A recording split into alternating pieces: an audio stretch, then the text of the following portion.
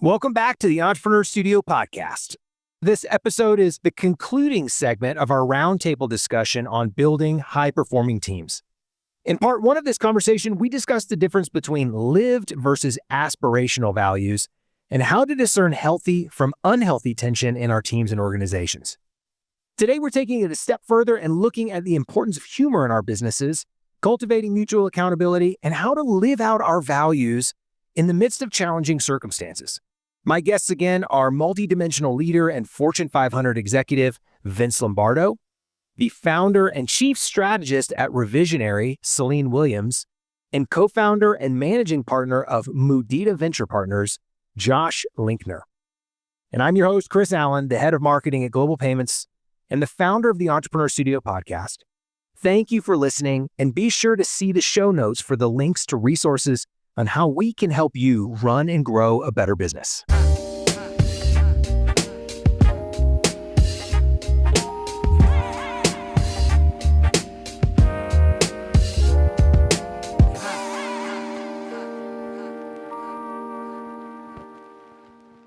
I thought it'd be really good for maybe you to talk about the difference between what is rumbling versus what is feedback.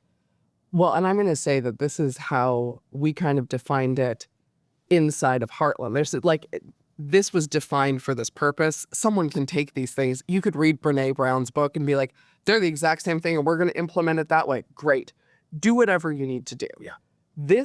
We made this distinction because people were calling this. I know what word you almost just said, and I wanted to say it too, but they were definitely using incorrectly one tool for the other. Yes.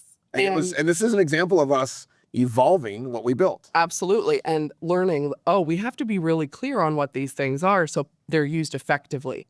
So the distinction that we made was that, this is very simple and I'll explain it, but you rumble about things and you give feedback to people.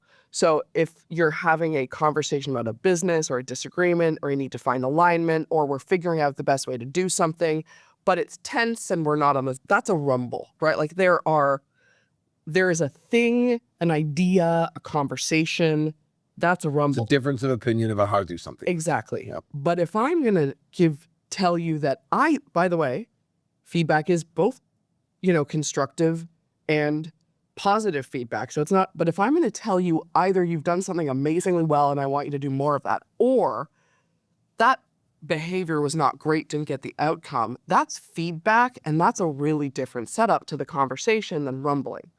And separating those out so that people could get really clear on, if you're telling someone about their behavior, you had that conversation separately, because what was happening was that it would just become a mess. And then people are activated and they're missing the point of the ideas never getting resolved. You're never getting alignment, and people's feelings are hurt. And we're all saying all of the things that we're upset, and it would just escalate so quickly. When you separate them out, it becomes easier to prepare for the conversation, because you really should be preparing for those conversations differently. Can I ask you a quick question? Because you're obviously an expert in this. When you think about feedback, I love that you've made cases so far in the conversation. Like, I'm making a distinction between these two things. That's a really helpful construct. I've often thought when I'm giving feedback, am I being a judge or a coach? Yep. As you sit in the robe and you sit down and look down on someone and judge them harshly and you're about penalty and such, that's not constructive generally. Nope. Versus a coach, like, okay, I want to help you improve in the future. How do you think about setting up feedback in a way that is most constructive and less destructive? So first and foremost, if I'm giving you feedback because you've done something a different way than I would do it, or because I didn't like it, that's not feedback, that's about me. I am going to take a huge step back and pause and be like, I need to figure out what's really going on. We don't do that very much as leaders. That is a hard thing to learn to do, because we want things done our way, and being able to pause and notice that is a huge difference for me. So that's where the judge comes in, where it's like, oh, you didn't do it the way I wanted.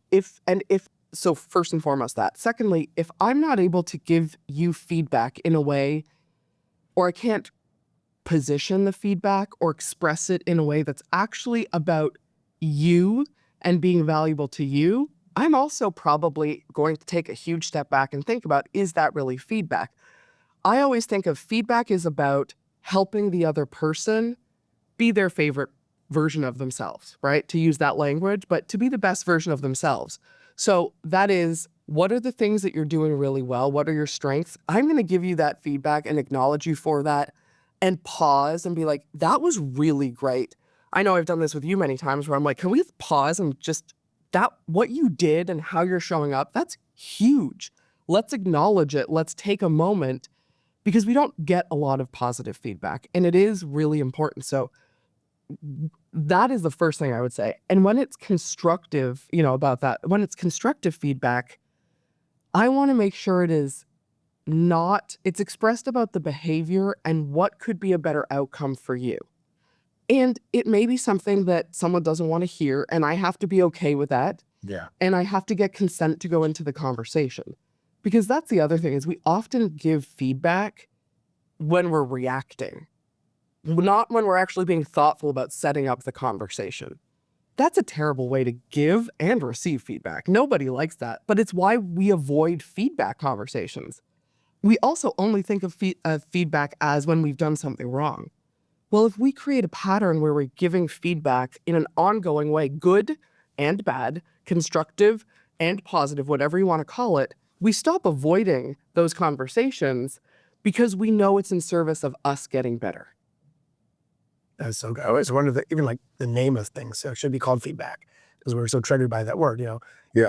If it's something positive, maybe it's an acknowledgement. If it's something, for the future, maybe it's coaching. I don't know. Yeah. A friend of mine sometimes uses great words. He's like, I have an invitation for you. Like, that's very non-threatening. It's not like you did this wrong and you're going to be fired if you don't, an invitation, something to consider. How about showing up this way? And that's such of course you don't want to beat around the bush. You want to be direct, but that opens the person up to hearing it as opposed to them shutting down. Yes. I would say that the difference between the coach and the judge and how you show up, where the individual is trying to go and what they're trying to accomplish, and the feedback can help get them there. Mm-hmm. That's good. The judge is unaware of that and is just acknowledging a behavior that they are not okay with, and they might be in a place of authority to have that opinion. Yeah, perfectly said.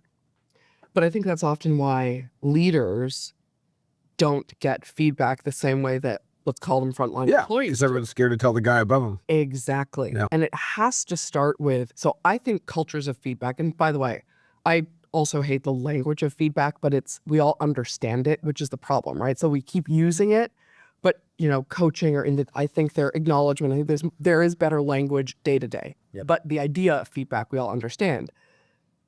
I think in a culture of feedback, and I do think every organization, I don't care if it's 2 people or 2,000 people, that really should become part and parcel of how we operate.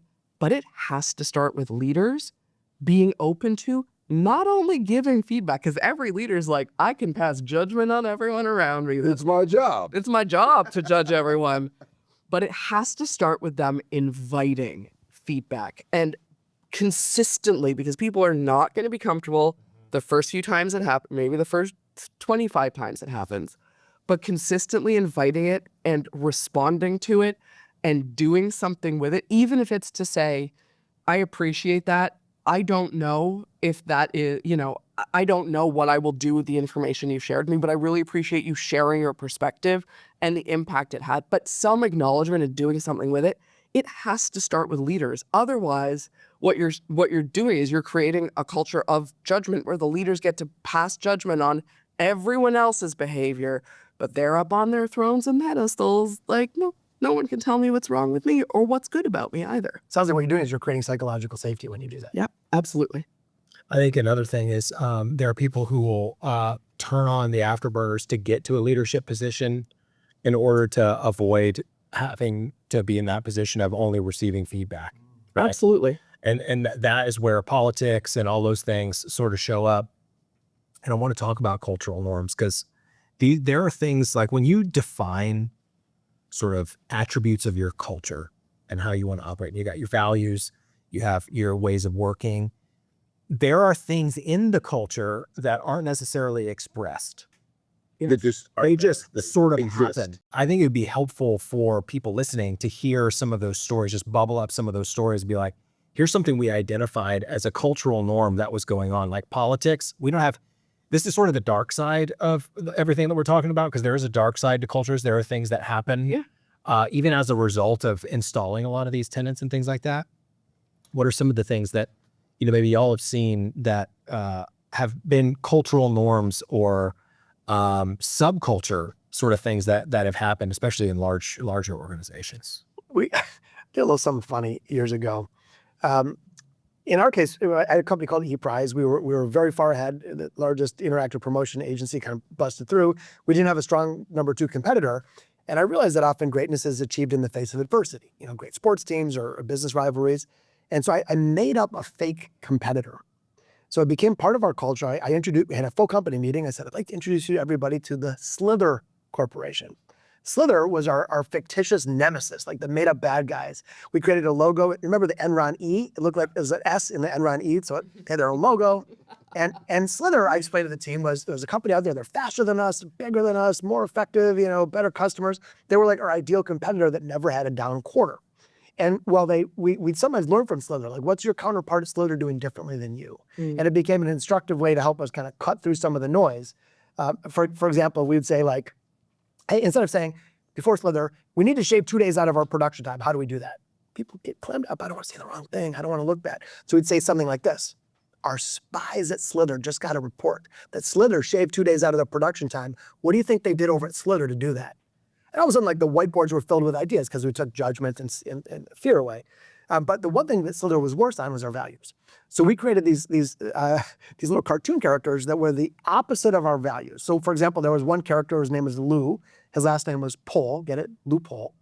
And Loophole was always finding the loophole in. There were twins, Vic and Tim. They were constantly the victim, always finding. And so we called it out in a fun, playful way and identified these antitheses of our values, which helped us reinforce what we actually wanted to embrace as a cultural norm. Man, that's awesome. We had t-shirts, we had all kinds of crazy stuff. It was very fun. It's hilarious. It's actually a really good real life example of super organized and structured of what I was going to say, which was really a compliment, I think, to our experience in the world of the Heartland culture. We never talked about having fun in our values, but levity and humor are regular parts, I think, of our environment, appropriate levity and humor, that we never said like are a thing, but they exist. And in a complimentary way, I would say it was a really cool part of kind of how we operate as a business. That I think made things less serious when they maybe needed a little bit of some laughter. Well, I remember one of my first couple of calls. I think it was Wes. Like one of the things, like a guy named Wes Williams, so hilarious. He is notorious for opening a call that's silent and just start talking. And he breaks the uncomfortable breaks down not talking. Yeah, it's like people are expecting Wes to show up and do that. So that's a cultural norm for us. This is something like that. But I think one of the things that was really interesting for me is at one point, Wes started razzing and poking me.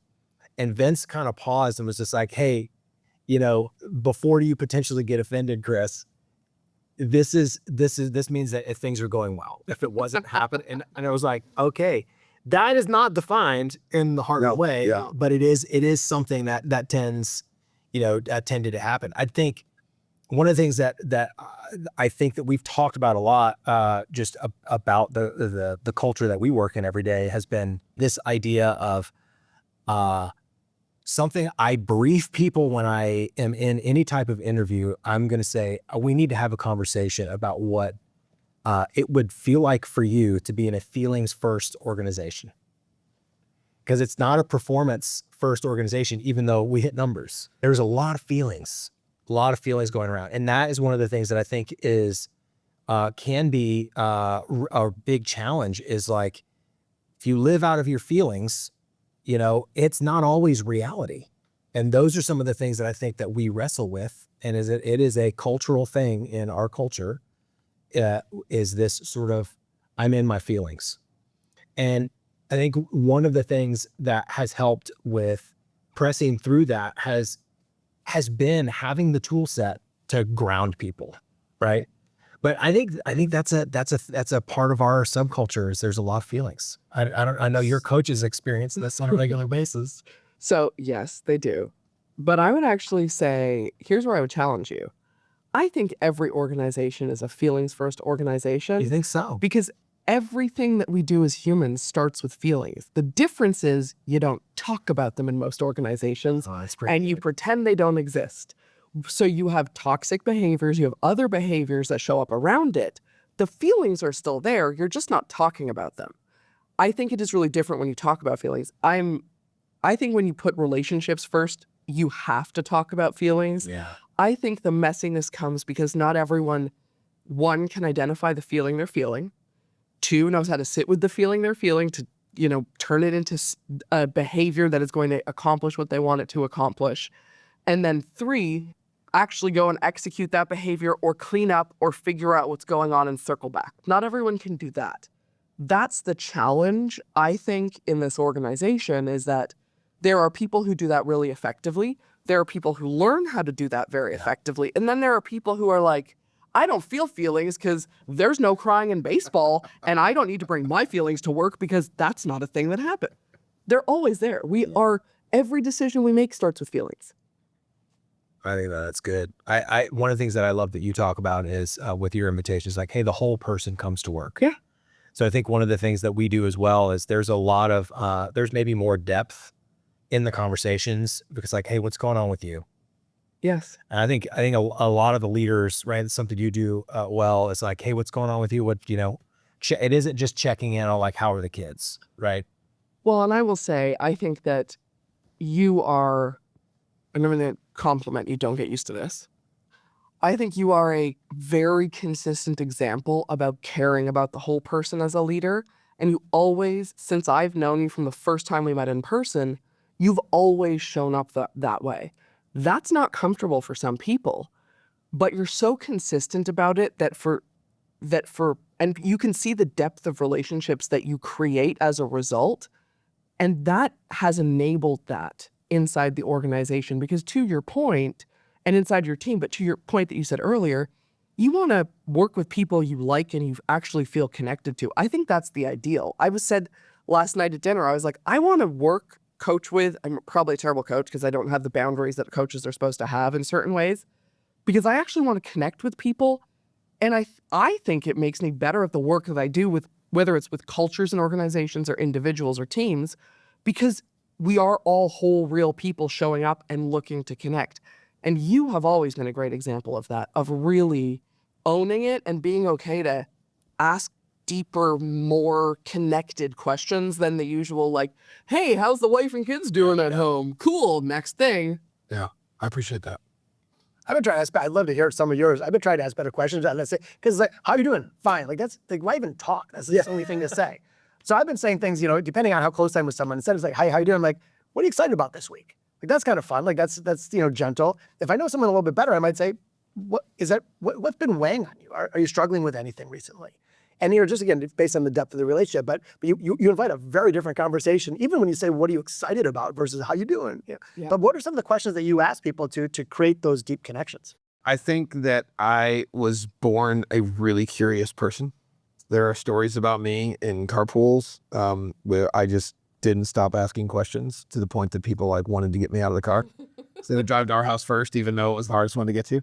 And so I've always been really curious, and I think that people are fascinating. But I actually think it starts with a foundational conversation that could be, it's oftentimes really nice to have it over a meal, a long dinner, where you just share each other's life stories. We are all products of not awesome stuff and awesome stuff. All of us have some kind of trauma or crap that happened in our life that helped us become who we are in bad and good ways. And when you understand that about people and they understand that about you, there's a mutual accountability and there's mutual permission to press into those topics.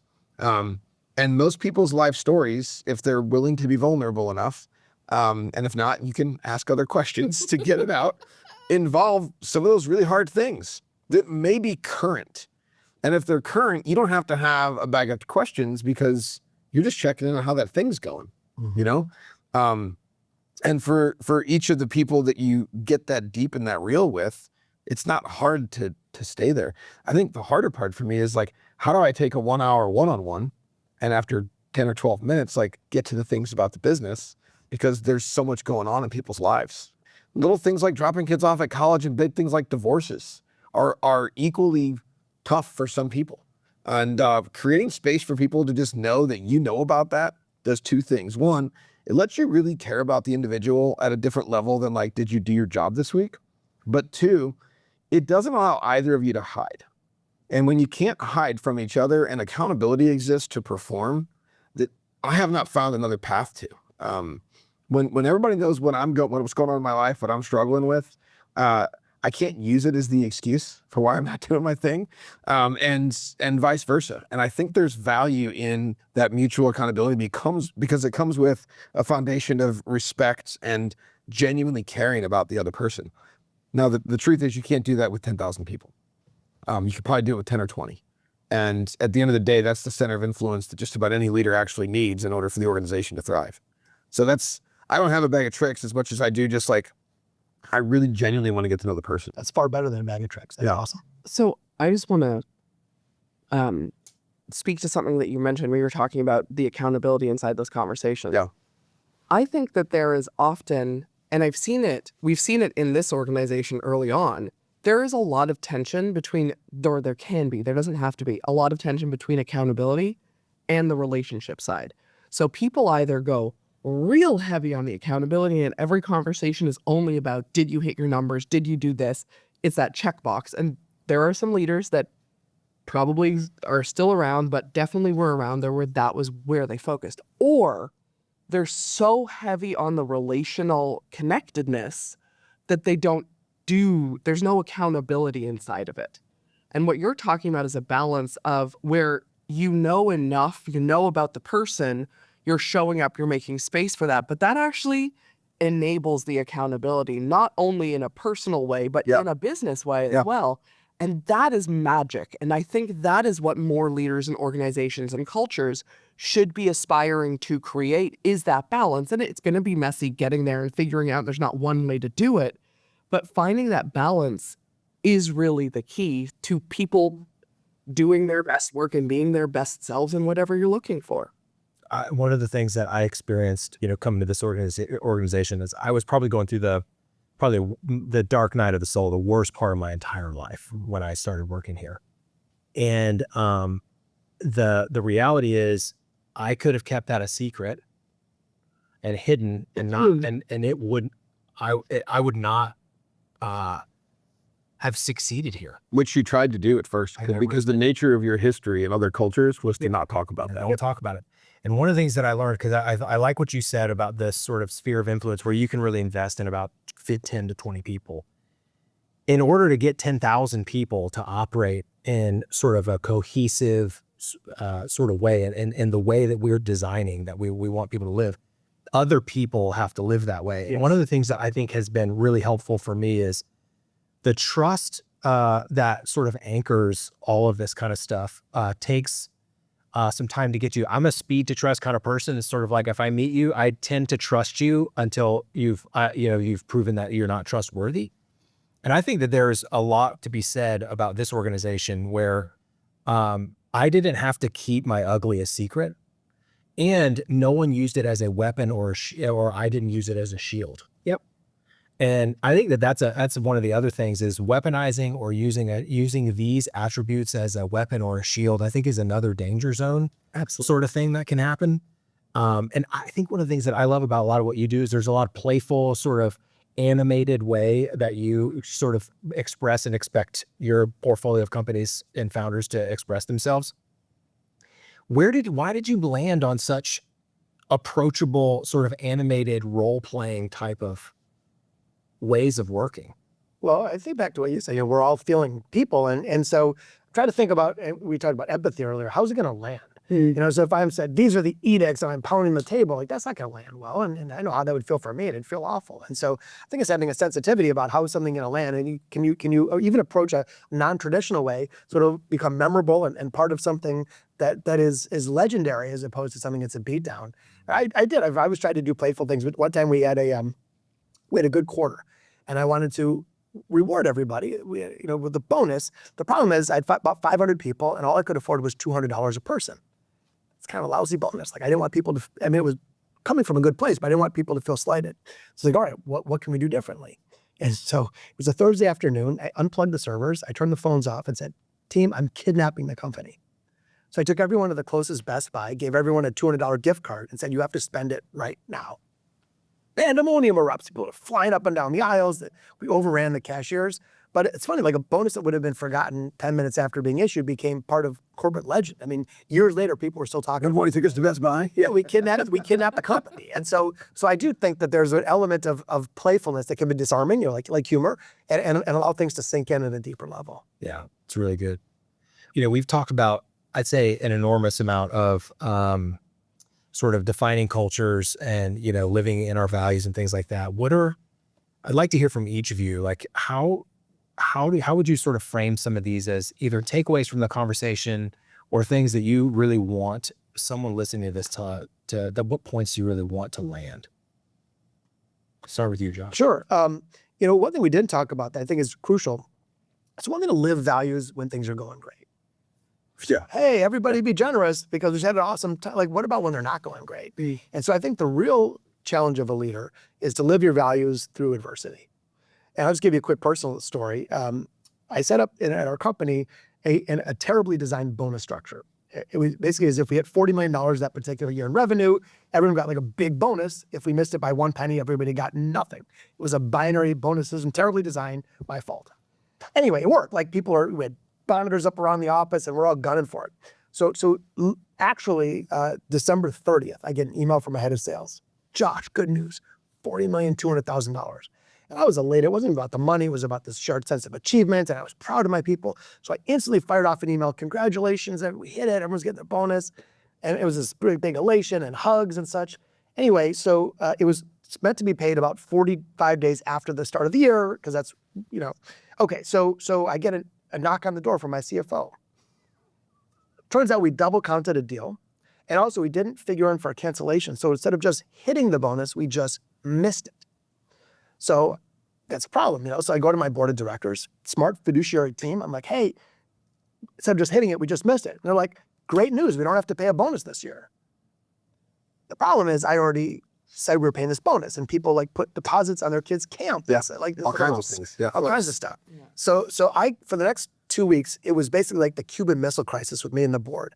I'm taking heavy artillery fire. I bought them all that Speed of Trust book. And eventually I said to them, look, and I took all the blame. It was my fault. I was the CEO. But I said, here's the thing. And it added up to over $1 million. And I was a small company at the time. It wasn't like we had extra, excess cash. That was a big number. So I said, here's the thing. That $1 million is spent, and I put right or wrong aside. We already know what that answer is. We already know what's right. But let's just put that aside. That $1 million is already spent. It's either going to show up as apathy and turnover, and someone's going to walk off with a laptop, or we can show this as a demonstration of who we are. We have an opportunity to live our values through the hard stuff. Yeah. And it was this messy thing, and I got beaten down and all this stuff. So here's what ends up happening. Full company meeting, and I explained to everybody. I said, here's what I learned. Here, I set this up. I didn't blame my head of sales. It was my fault. I thought we just made it. We just missed it.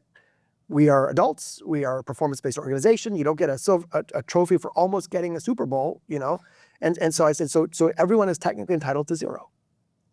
However, the only thing in our business that supersedes performance is trust and values. And therefore, I'm telling you, again, it's my fault. I take all responsibility, but every penny of everyone's bonus is being paid today.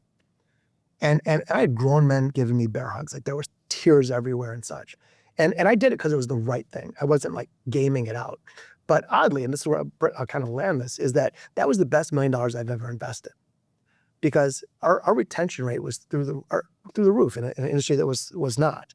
We had people showing up, staying late to solve a client problem because they cared.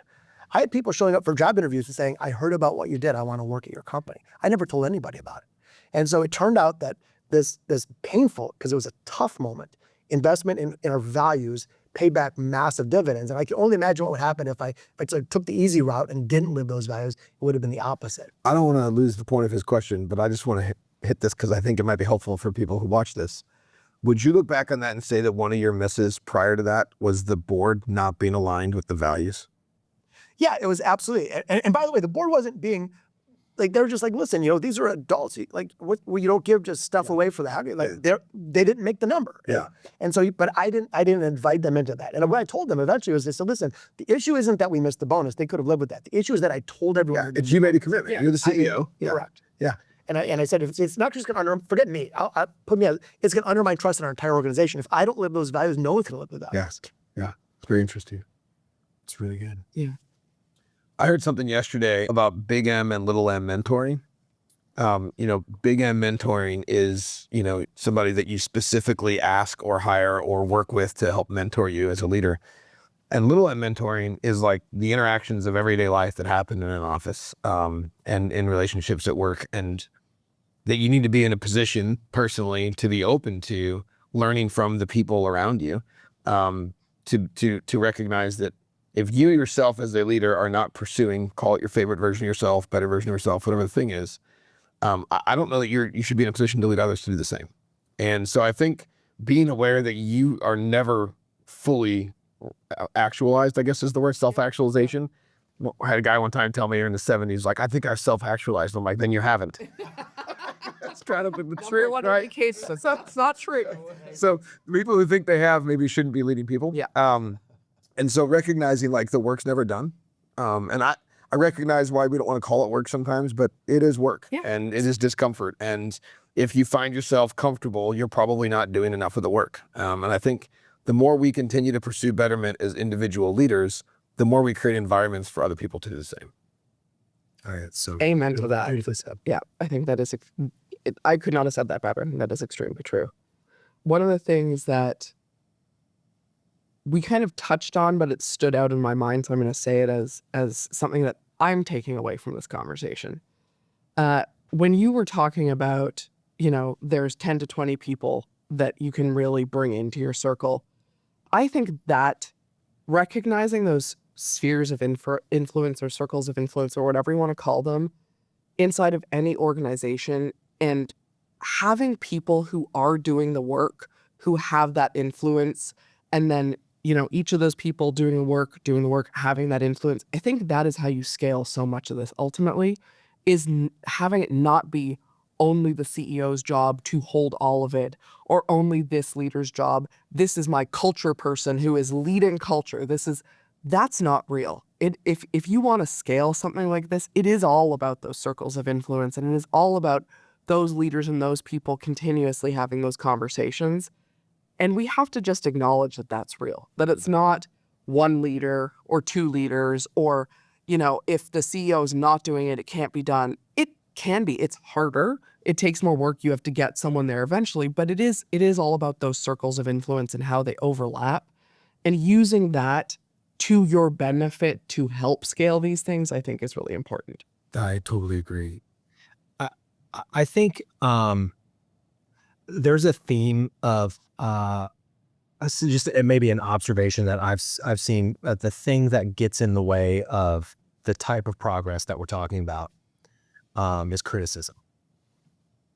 And one of the things that I noticed in my own life was the more I found myself being critical of other people, especially as a leader, right? You didn't do this, you didn't hit that, right? And call it accountability or whatever. The more critical I was of others, it was probably 10x I was as critical on myself, right?